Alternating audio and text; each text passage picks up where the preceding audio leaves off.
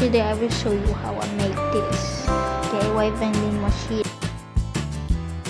So you will insert a coin and then pull, and someone will fall.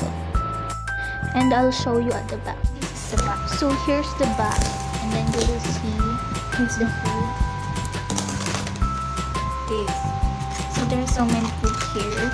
Then here's the back. This is the.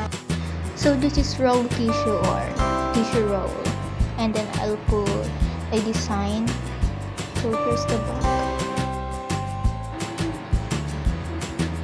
That's the shield, and then there's some money. Next is here at the top. There's another hole there, and I will show you how it works. I will put this here, and then I will press it. I will push it. I pull, and then now it's here already.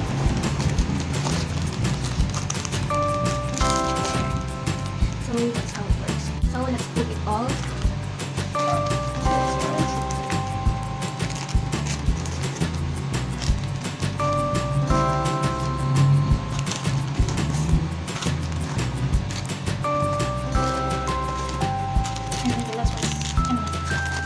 You will need 1 peso or $1, and then you will insert here and then pull it, and there's someone will park here, and this right here.